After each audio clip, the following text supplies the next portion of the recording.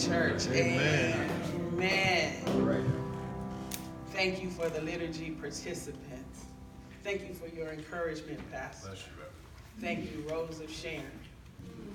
The scripture having been read from the New International Version, I would like to read from the Message Bible. Listen over there, and you people there, pay attention. God began working on me from the day I was born. God put me to work from the day I was born. The moment I entered the world, he named me. God gave me speech that would cut and penetrate. He kept his hand on me to protect me. He made me his straight arrow and hid me in his quiver. He said to me, "You are my dear servant, Israel, through whom I'll shine." But I said, I've worked for nothing. I've nothing to show for a life of hard work. Nevertheless, I'll let God have the last word. I'll let him pronounce his verdict. And now, God says, this God who took me in hand from the moment of birth to be his servant, to bring Jacob back home to him, to set a reunion for Israel. What an honor for me in God's eyes that God should be my strength. God says, the job I called you to do, that's not big enough. That's not a big enough job for my servant, just to recover the tribes of Jacob, merely to round up the strays of Israel. I'm setting you up as a light for the nations so that my salvation becomes global. God, Redeemer of Israel, the Holy of Israel, says to the despised one, kicked around by the nations, slave labor to the ruling class. Kings will see, get to their feet. The princes too, and then fall on their faces in homage. Because of God who has faithfully kept his word, the Holy of Israel, who has chosen you. This morning, let us focus on verse 1. Listen to me, you islands. Hear this, you distant nations. Before I was born, the Lord called me. From my mother's womb, he has spoken my name. Our tag for this morning is Just Us. Let me first share some truth about this sermon. I struggled about this one. I thought about it being Martin Luther King Jr. weekend, and I struggled. In this scripture of Isaiah, the word is speaking about Christ. The word, which was written some 700 years before Christ. But we can see Christ all in it today. In this morning's scripture, we can see Christ's birth, and we can see Christ's walk, and we can see how God was moving through Christ. My studies tell me that Christ did not miss the connection of Isaiah's words to himself. For I found that Jesus, in his hometown synagogue in Nazareth, opened the scroll of Isaiah and read, "The Spirit of the Sovereign Lord is on me, because the Lord has anointed me to proclaim good news to the poor. He has sent me to bind up the brokenhearted, to proclaim freedom for the captives and release from darkness for the prisoners, to proclaim the year of the Lord's favor." Then Jesus told the listeners, what you have just heard me read has come true today. Yes. I struggled. And I struggle. Because in this 21st century, reading the book of Isaiah, which was written some 700 plus years before his birth, not only do I see Christ, but I hear Dr. King. God put me to work from the day I was born. The moment I entered the world, he named me. God gave me speech that would cut and penetrate. He kept his hand on me to protect me. He made me his straight arrow and hid me in his quiver. The quiver is the container used to hold the arrows. And God said to me, you are my dear servant, through whom I'll shine. But I said, I've worked for nothing. Yes. I've nothing to show for a life of hard work. Yes, Nevertheless, I'll let God have the last word. I'll let him pronounce his verdict. What an honor for me in God's eyes that God should be my strength. God says, but that's not big enough. That's not a big enough job for my servant just to recover the tribes of Jacob, just to bring together people of color. Yes. That's not a big enough job. Merely to round up the strays of Israel. Merely to try to alter the minds of a nation. Recover the equality of people of color. Round up my created. Put them on one accord. God said, I'm setting you up as a light for the nations so that my salvation becomes global. God, Redeemer of Israel, the Holy of Israel, says to Dr. King, the despised one, kicked around by the nations. Yes. Yes. God says to slave labor, Yes, yes. kings will see and get to their feet.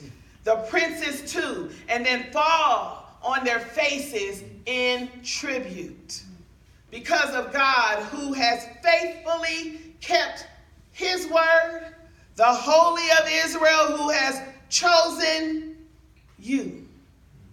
So here we are in the midst of the 21st century, MLK weekend, and the struggle continues to be real. Yes.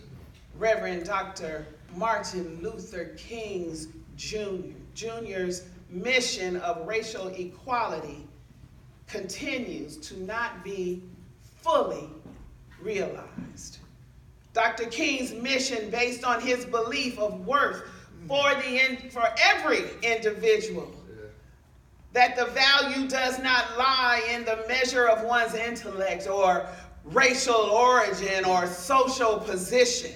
Human worth lies in the relatedness to God. His belief that an individual has value because he has value to God still has not been fully recognized. The plight of oppression was not new to Dr. King. This was the same plight Jesus spoke of. So here we are, the scriptures read has come true. God says, the job I birthed you to do, that's not big enough. I'm going to set you up as a light for the nations so that my salvation becomes global. And every year at this time, we especially remember Dr. King. Yeah. For some, it's a day on and not just a day off. It's a time of community. But we have to recognize the struggle. Stay with me. The struggle comes with the thought. God had already given Dr. King a name and a work to do while he was in his mother's womb. God had already given Jesus a name and a purpose while in his mother's womb. And they just walked in it. But now here we are in the midst of our lives. And some have become complacent. Yes. It's just us, blessed and highly favored. Most of us can call our child, put our hands on our child. We know how they are. You see, we are living like it's just us. We go home. We can turn on the heat. We can grab something to eat from the refrigerator. We can turn on our TV. This just us mentality. Living like all is right with the world is what is wrong with the world. The families of Stephon Clark, Terrence Sterling, Trayvon Martin, and Michael Brown, just to name a few, who suffer missing their loved ones, the family of T.T. White, missing their loved ones, won't get a day off. Their sorrow is every day now. Are they feeling, oh, it's just us suffering? They should not be. The world should still be suffering with them. In 2019, over 69,000 migrant children were detained at the border crossing. Should these children have a feeling that no one cares, it is just us in our suffering. Christ brought a message of declaring captives free. What humankind has done is trade the chains of slavery for chains of inequality, racism, and even today, pure hatred. But for those who do not face racism every day, those who have not experienced the hatred, there is a false sense of I'm good. A false sense of being just us in the world. You know, blessed and highly favored while the rest of the world struggles in their circumstances. We drive by homeless. We are turning the channel away from the news of hurt and stupidity. Because we have become complacent in our being. We don't want to trouble the still waters around us. All right. We have to trouble the waters. We cannot let our thought processes be that of a just us mentality. Over 700 plus years ago, God named each one of us while we were in our mother's womb, named us and gave us work to do. Dr. King troubled the waters around himself. He troubled the waters around this nation as he moved in his purpose. For Dr. King, it was to be a shepherd. Feed my sheep. The physical, emotional, mental, and spiritual struggle created a hunger. This hunger is still present. A hunger, a need of respect and equality and a feeling of worth. Through that nonviolent movement, moving people towards change through love. Loving another because of God's creation was trying to bring down the walls of the just us mentality, Yes. trying to bring a connection across the board. God's kingdom continues to be in need of this same connection. Yes, Lord. Yes. Yes.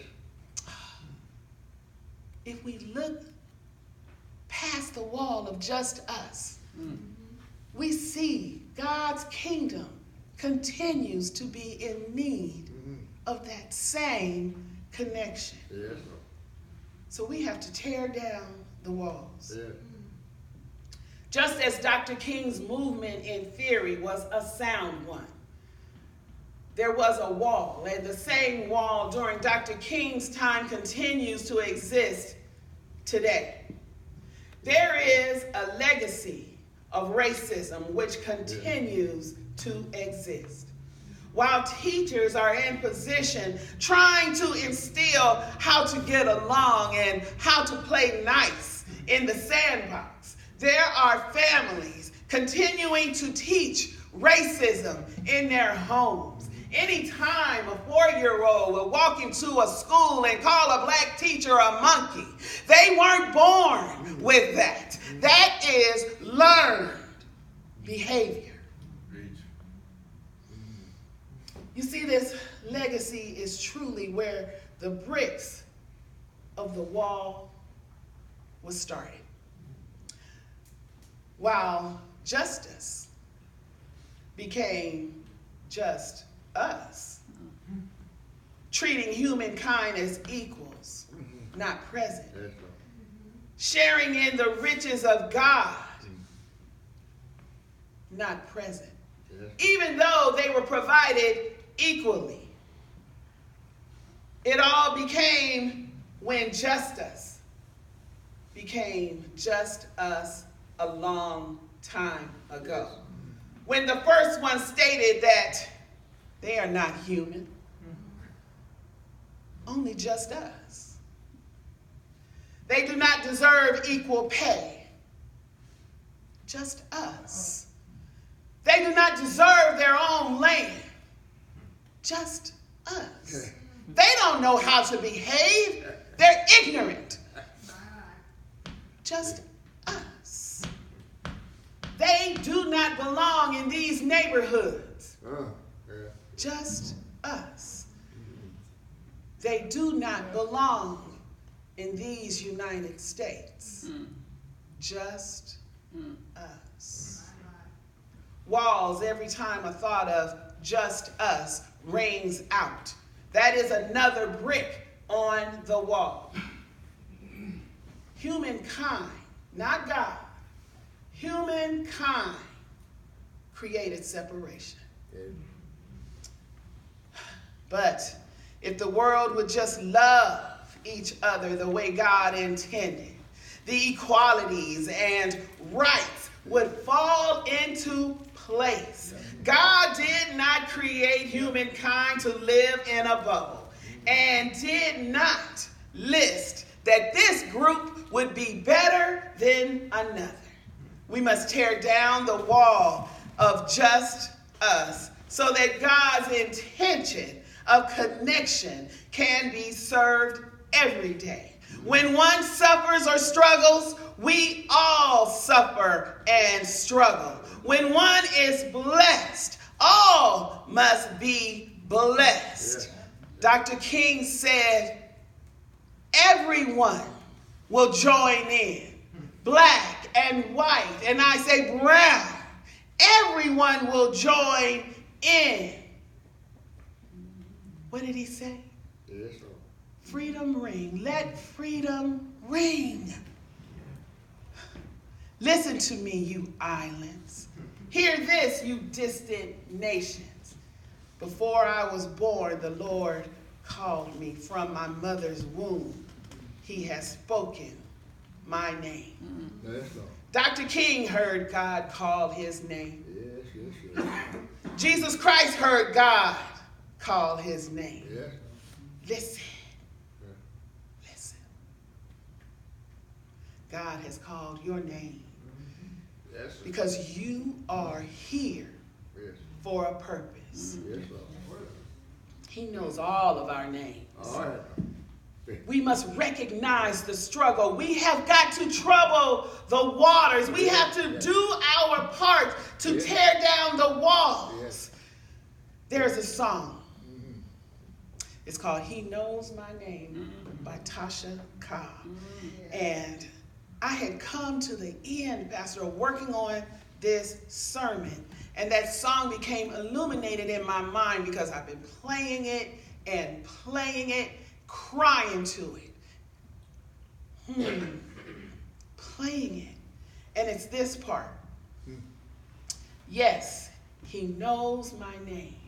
And oh, how he walks with me. Yeah. God didn't tell you that you had to do your life journey, your purpose on your own.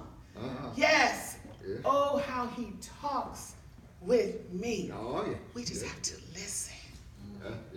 And oh, how he tells me that I am his own. That's that part where he called your name in your mother's womb. Yes. This part right here. All right. Because we don't have to have any fear. She sings, no fire can burn me. No battle can turn me. No mountain can stop me. Lord. That means there's no wall that we cannot break down. Yes. No wall. Yes. No wall. Whether it's a wall where children are on this side and their parents are on that side. No wall can stop me. Because God holds your hand. She said, you hold my hand. God holds my hand. Yes, Lord. So do not fear stepping beyond the wall of that just us mentality. Let us not remain complacent behind the just us wall. Allow God to take you outside of those regular circles. Some people call them routines. Say yes. Say yes to the work that God is calling you to do. Say yes to the connection of feeling what your sister and what your brother is feeling. Yeah. Whether it is pain. Yeah. Don't have that just us mentality that I can't feel your pain right now because I'm in a good mood. Whether it is sorrow. Because in God's kingdom, it is truly not just us, but it's all of us. It's all of us together. When God started laying out his plans, I know he placed the waters, and I know he placed the land, and I know he threw those stars up in the sky, but I have yet to hear in those 7 days when God was creating the heaven and the earth that he put a wall over here so this group would exist over here, and he put a wall over there so this group would exist over there. But humankind built those walls. Humankind took the resources that God gave us freely and put a price tag on it. Humankind is the one who set designated areas where whites will live and where blacks will live. Dr. King got us in a classroom together, but humankind separated that.